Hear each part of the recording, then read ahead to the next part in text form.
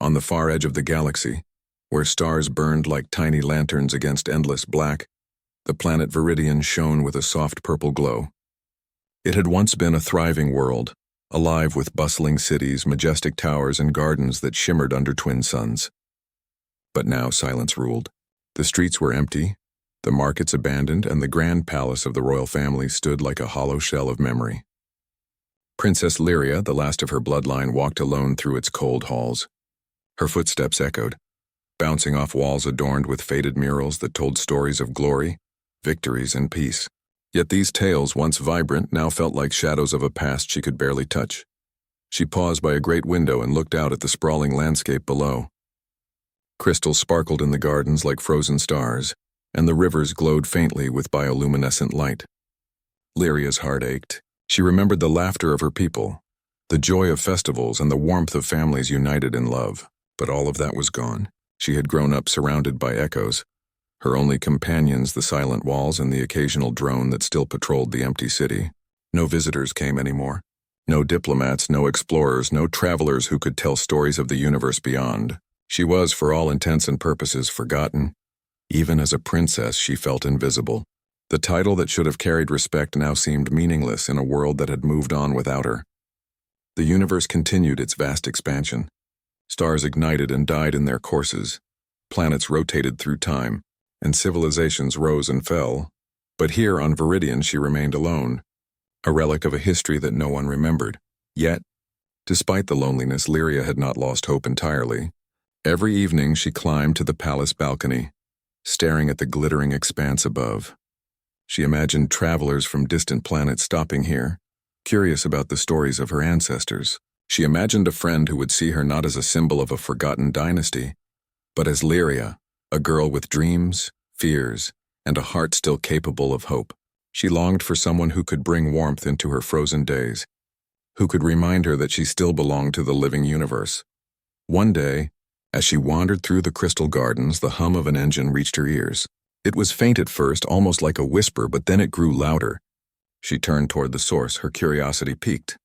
A small shuttle was landing in the palace courtyard, its metal gleaming against the purple soil. Lyria's heart skipped. Visitors were rare, and she had grown wary of them, fearing that anyone who arrived would only see her as a curiosity, a ghost of the past. But something about the shuttle's arrival felt different, almost intentional. The hatch opened with a hiss and a figure stepped out. Lyria's breath caught. He was human, tall, with dark hair that fell slightly over his forehead, and eyes that reflected curiosity and calm determination. He did not bow or kneel. He did not look at her as a princess of a forgotten world. Instead, he simply looked at her as a person, his gaze steady, kind, and full of quiet wonder. "You're alive," he said softly, as if saying it aloud made it more real. Lyria's lips parted. No one had spoken to her like this for decades. "Yes, I am," she replied, her voice trembling slightly. "But you don't understand. I am forgotten. My people, my world, they are all gone." The human took a careful step forward. "Not by me," he said simply with a gentle smile. "I see you." For the first time in centuries, Lyria felt a spark in her chest, a warmth she had almost forgotten. Someone was looking at her not as a relic or a curiosity, but as a living being. Someone cared, even if he had just arrived. The walls that had felt so heavy, so isolating, seemed to breathe again. A flutter of hope stirred within her heart, fragile yet insistent. Perhaps, she thought, just perhaps, the universe had not forgotten her completely. And as the human extended a hand toward her, Lyria realized that this moment could change everything. Eli, the human, stepped closer, and Lyria felt a strange mix of curiosity and caution. He did not move with fear or arrogance. Instead, he walked as though the empty palace were a garden, alive with secrets waiting to be discovered. "I am Eli," he said softly. "I came here to learn, not to judge." Lyria studied him. Humans were rare in this corner of the galaxy, and most she had heard about were explorers or conquerors. Never someone who would speak with gentleness. Something in his tone made her heart slow its rhythm, as if her chest remembered how it felt to feel safe. I am Lyria," she replied. Her voice was still fragile, hesitant, but she could not help the flicker of hope that rose within her. "This place. It has been empty for so long. You should not be here. Eli's eyes scanned the ruins, the fading murals, the broken towers outside. Then he looked back at her and smiled, small but sincere. I know it is empty, but maybe emptiness is not a curse. Maybe it is waiting for someone to bring it life again. His words were simple, yet they carried weight, as if they had been carefully chosen to reach her heart. For the first time in decades, Lyria laughed, a sound so quiet and soft it seemed to surprise even her. Bring life to a world no one remembers, she whispered. That is impossible. Nothing is impossible when someone cares, Eli said, stepping a little closer. I care. The words felt strange and comforting at the same time. Lyria wanted to believe him, wanted to let herself hope, yet she hesitated. Humans, she had been taught, were unpredictable. They could be heroes or destroyers. And yet when she looked into Eli's eyes, she saw neither greed nor fear. She saw curiosity, kindness, and something she could not name but felt deeply. A recognition that she existed, that she mattered. Over the next days, Eli explored the palace and the gardens with careful attention, asking questions, touching the delicate crystal plants, marveling at the glowing rivers and laughing at creatures that flitted through the air like floating jewels. Lyria watched him silently at first, noting how different he was from every other being who had crossed her planet. He did not demand her attention, nor did he act as if she were merely a symbol of a past dynasty. Instead, he moved as if the world itself were a story, and he wanted to read every page. Eventually, Lyria could not stay hidden. She walked with him through the gardens, showing him the murals, the throne room, the chambers where her ancestors had walked centuries ago. As they talked, something unexpected happened. She felt a connection forming, small but undeniable. She found herself laughing more, moving more freely, and sharing stories she had long kept locked in her heart. You speak as if you know me already, Lyria said one evening, sitting with him by the glowing rivers. But I am just a forgotten princess. There is nothing to know. Perhaps, Eli replied, his voice gentle. But sometimes the heart can see what the eyes miss. I see you, Lyria. Not as a princess, not as a ghost of history, but as you. The real you. Her chest tightened. The truth of his words made her heart ache and soar at the same time. She had been invisible for so long, ignored by the universe, yet here was someone who looked at her as a living being, as someone worth knowing, worth caring about. She wanted to believe him, wanted to let herself feel what she had not felt for centuries, hope, trust, and perhaps even love. Night after night, they would sit together, sharing stories of stars, planets, and civilizations. Lyria told him of her ancestors, the great councils they held, and the festivals of light that once lit the skies. Eli shared stories of Earth, of humans who had failed and humans who had risen, of courage that surprised even themselves. Each story wove a bond between them, slowly but surely, until Lyria began to feel that maybe the universe had not abandoned her entirely. And when she looked at Eli, she realized that sometimes life chose to surprise you, not with armies or riches, but with a single human who could see the value of a forgotten princess and choose to step forward, breaking the long silence of loneliness that had weighed on her heart for decades. Days passed, and Lyria found herself thinking of Eli more than she had thought possible. At first, it was curiosity. How could a human so small in comparison to the mighty civilizations of the galaxy seem so fearless and kind? But gradually it became something deeper. She looked forward to his laughter echoing in the empty halls, to the way his eyes lit up when he discovered a new corner of her world, and even to his quiet moments of thoughtfulness, when he would study her planet as if it were a treasure he had been searching for all his life. Eli, too, had grown fond of Lyria, not for her title or her empty palace, but for the way she carried the weight of centuries of loss with grace and dignity. He admired her courage, the way she faced loneliness that would have crushed many beings, and yet he saw the glimmer of life still burning inside her, a stubborn light that refused to be snuffed out by time or abandonment. One evening, as the twin moons rose above the purple horizon, they walked through the crystal gardens together. The air shimmered with soft luminescence and the rivers reflected the moons like mirrors. Lyria stopped beside a glowing fountain, her hands resting on the smooth edge. I sometimes wonder, she said quietly, why you chose to come here. Why you would care about a world no one remembers and a princess no one sees. Eli knelt beside her, his gaze fixed on her face. Because, he said softly, I can see you. I see your courage, your heart, your loneliness, and I want to be here with you. You are not forgotten by me. Not ever." Her chest tightened, and for a moment words failed her. She had grown so used to being invisible, to being a shadow of her own legacy. No one had ever spoken to her with such honesty and care.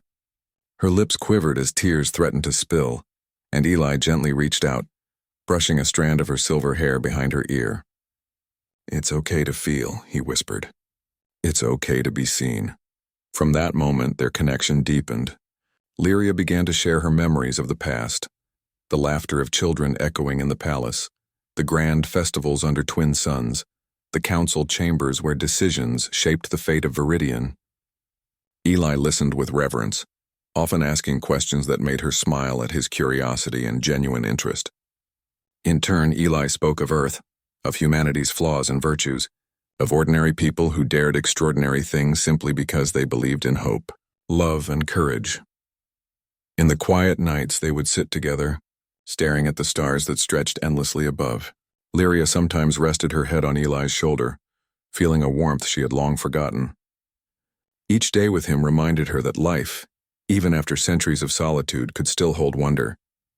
She laughed more, walked taller, and dared to dream again, not of kingdoms or crowns, but of companionship, of laughter, and of a shared future.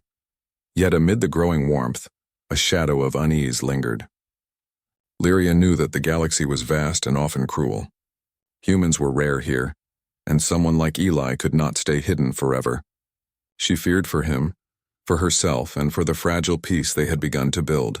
But every time doubt crept in, Eli's hand found hers, and his eyes promised courage and protection. It was in those quiet gestures, the unspoken assurances, that Lyria realized something profound.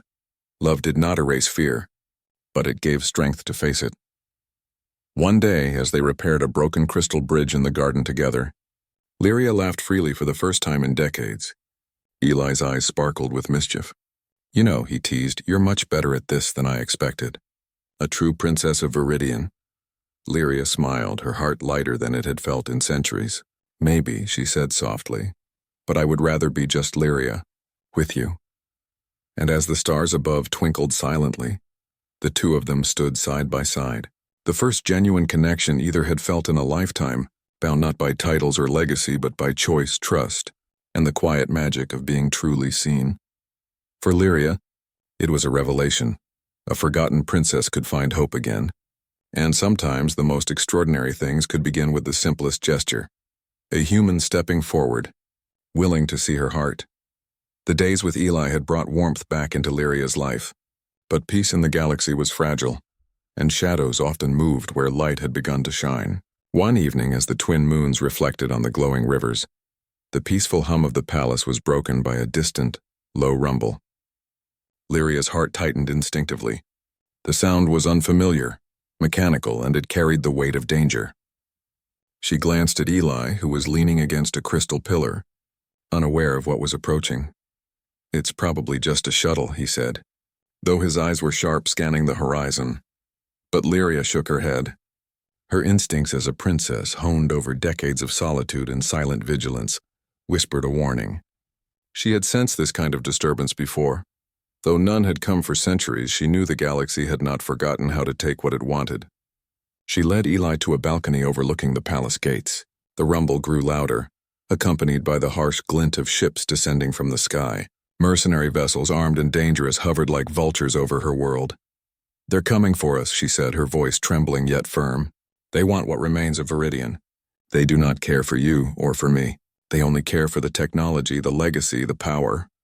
Eli's hand found hers, steadying, reassuring. "Then we face them together," he said. "I will not leave you." No matter what comes, Lyria's chest tightened at his words. She had been alone for centuries, facing the universe in silence.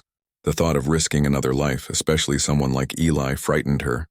But she saw determination in his eyes, courage in his stance, and hope that refused to bow to fear. She drew in a deep breath and nodded. "Then together it is."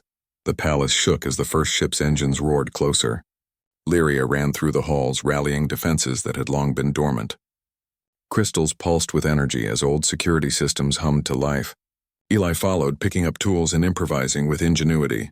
Though human and unfamiliar with the advanced technology of Viridian, he moved with quick thinking. adapting faster than anyone could have expected. When the mercenaries arrived, they were met not with an empty palace but with two resolute defenders. Lyria used her knowledge of hidden passages, traps, and energy channels, guiding Eli to positions where he could strike effectively, despite his lack of experience. Together they were a strange but formidable pair, a princess of a forgotten world and a human who refused to yield. As the first attackers breached the outer gates, Lyria felt fear surge through her, but she clenched her fists and remembered Eli's words. "We face it together." The memory of centuries of isolation, of being invisible to the universe, faded as courage took root in her heart. She realized that being forgotten did not mean being powerless. And now, with Eli by her side, she was no longer alone. The battle raged through the glowing gardens, echoing through the empty halls of the palace. Lyria marveled at Eli's bravery, at the way a human could face overwhelming odds with nothing but quick thinking and sheer determination. And she understood something she had never truly grasped before. Humans had a strength not measured by size or power, but by the courage of their hearts. When a blast shook the crystal fountain, Lyria caught Eli's arm, her heart hammering. "We can't let them win," she shouted, voice breaking yet fueled by determination. Eli looked at her, nodding, and together, they pressed forward side by side, refusing to give in, and in that moment, Lyria knew something undeniable. No matter how forgotten a princess might be, no matter how dark the galaxy seemed, courage and love could stand against any threat. And sometimes it took a human heart to remind the universe that even the smallest light could shine brighter than the shadows. The sky above Viridian burned with the glow of the mercenary ships, casting harsh shadows over the crystal gardens and empty palace halls. Lyria stood at the edge of a shattered balcony, her silver hair whipping around her face in the wind of the approaching engines. Beside her, Eli adjusted the controls of a makeshift energy barrier, his hands moving quickly, his brow furrowed in concentration. Neither of them spoke. Words were unnecessary. Their hearts were already in sync, one rhythm, one purpose, survival and protection of this world together. The first wave of attackers landed in the gardens. They moved like shadows, swift and merciless, but Lyria and Eli were ready. Using her knowledge of secret corridors, she led them into traps that had been dormant for decades. Energy channels hidden behind crystal walls surged to life, stunning the intruders. Eli, though human and physically weaker than the alien mercenaries, used his ingenuity. He redirected energy flows, crafted improvised weapons, and guided the attackers into positions where they could be contained. Every move he made was calculated, fearless, and brilliant in its simplicity. As they fought, Lyria caught sight of the attackers targeting a section of the palace holding ancient archives. Her chest tightened. These archives were more than books. They held memories of her people, the last traces of a civilization the galaxy had almost forgotten. She turned to Eli. "We have to protect them," she shouted over the roar of engines and energy blasts. Eli nodded, gripping her hand for a brief moment before breaking into a run. Together they moved as a unit, covering each other, anticipating each other's steps. Lyria marveled at the human beside her, how someone so fragile by Viridian standards could display such courage.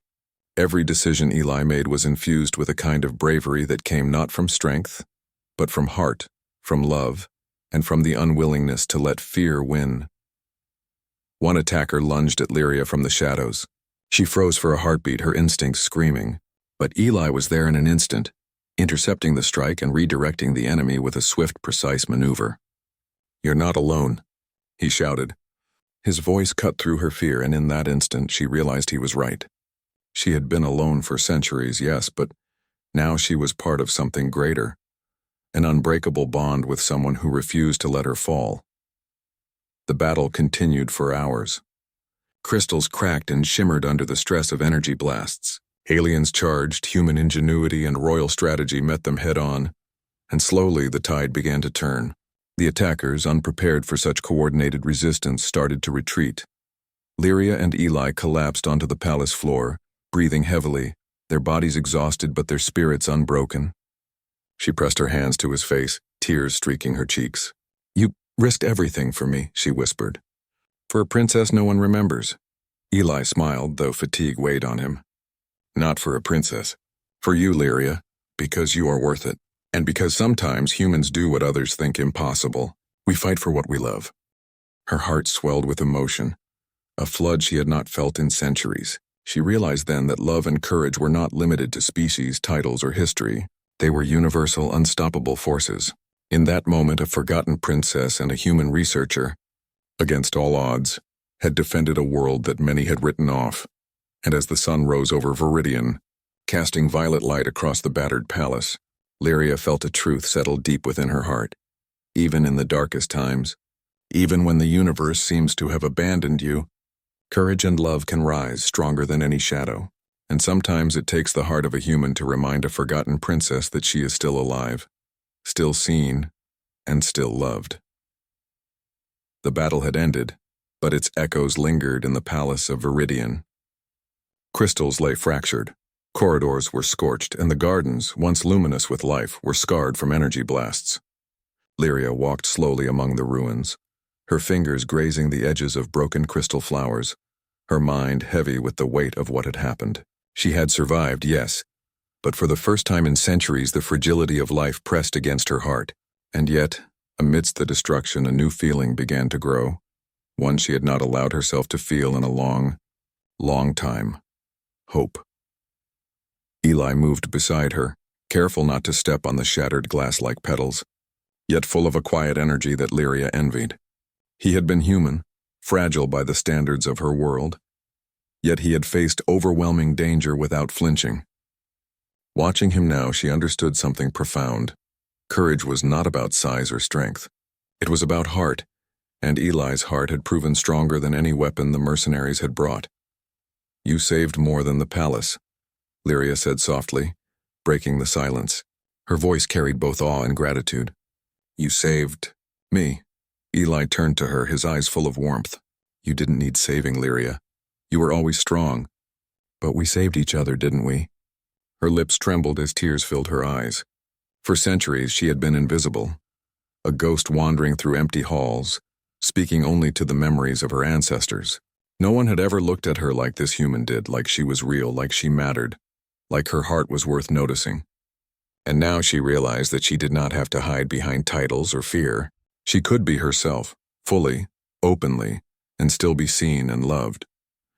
As they walked through the quiet palace, Lyria led Eli to a high balcony overlooking the valley below. The twin moons reflected off the rivers, and for a brief moment the world felt calm again. "Eli," she whispered, "all my life I believed I was alone, forgotten, even by the stars themselves. But now I feel alive because of you." Eli reached for her hand, entwining their fingers. "You are never alone," he said. "Not now. Not ever." Her heart ached with emotion, a mixture of relief, love, and a profound sense of belonging. She realized then that life was not about the past she had lost or the title she carried. Life was about connection, trust, and the courage to let someone into her world. And for the first time in centuries, she knew she could choose to let love in, to walk forward without fear, and to build a future not just for herself, but with someone who saw her completely. The nights following the battle were quiet but filled with a new intimacy. They repaired the palace together, not just walls and corridors, but the fragile sense of life that had almost been extinguished. Lyria laughed freely again, her voice ringing through the halls, and Eli smiled at every small joy, sharing in her happiness without hesitation. Each day, each small act of companionship and care reinforced a truth she had long resisted. Sometimes, the heart's connection transcended galaxies, species, and history. One evening, as they rested under the twin moons, Lyria leaned her head on Eli's shoulder. "I have a choice now," she said softly. "I can continue alone as I have for centuries, or I can step forward and let life, love, and hope guide me." Eli lifted her chin gently, looking into her eyes. "The choice is yours, Lyria. But whatever you choose, I will be by your side." Tears ran down her cheeks, but this time they were not tears of sorrow. They were tears of release, of trust, and of understanding. She smiled, her heart soaring. "Then I choose us together, always." And in that moment, the forgotten princess understood something beautiful. Sometimes it took a human heart to remind her that she was alive, seen, and capable of love. The universe had not abandoned her. It had simply waited for the right person to step forward and change everything. Months had passed since the mercenaries had fled, and the palace of Viridian, once silent and empty, now thrummed with quiet life. Crystals had been repaired, gardens slowly bloomed again, and the soft hum of energy systems echoed through the halls, not as a reminder of emptiness, but as a sign of renewal.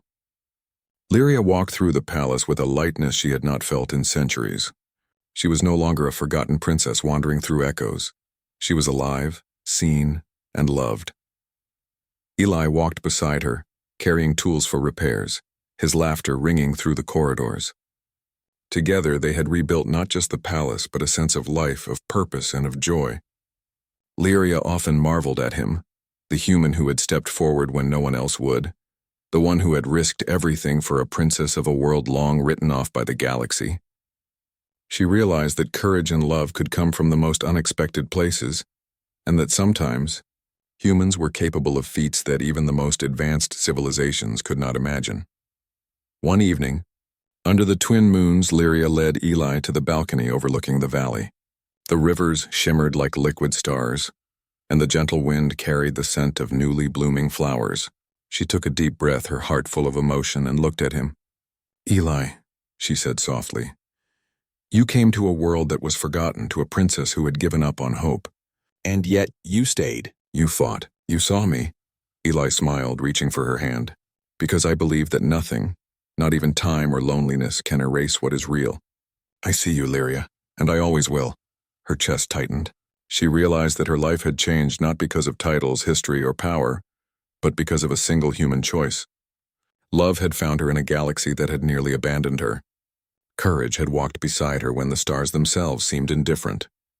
And hope, fragile and shining, had returned to her heart. As the moons rose higher, Lyria pressed her forehead to Eli's. "I thought I would always be alone," she whispered. "I thought the universe had forgotten me. And I am here," Eli replied, his voice gentle but steady. "You are not alone. Never again." Tears streamed down Lyria's cheeks, but they were not tears of sorrow. They were tears of joy, of relief, and of recognition. She had waited centuries to be seen, and finally, someone had stepped forward. Someone had believed in her world, and in the possibility of love across stars. The days turned into weeks, and together, Lyria and Eli worked to open Viridian to travelers, scholars, and those seeking refuge. The palace became a place of light and learning, a beacon in the galaxy, proving that even the most forgotten worlds could rise again with courage and heart. Lyria no longer felt invisible. She felt purpose, love, and a bond stronger than any she had known.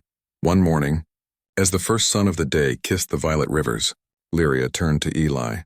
"I never thought a human could change my life so completely," she said, smiling through her tears. Eli laughed softly, brushing a strand of hair from her face. "And I never thought a forgotten princess could teach me what it truly means to be brave and to love." They stood together, hands entwined, hearts aligned. In a universe that had forgotten her, a human had reminded her that even a single act of courage, a single choice of love, could change everything. And as Viridian blossomed around them, as stars glittered in the endless sky, Lyria realized the truth she had long sought. The universe may forget many things, but it could never forget the power of a heart willing to see, to love, and to act. In that moment, the forgotten princess was no longer forgotten. She was alive, cherished, and part of something far greater than herself. A future built on love, courage, and the extraordinary heart of a human. And together, they faced it side by side, ready for whatever the galaxy might bring next.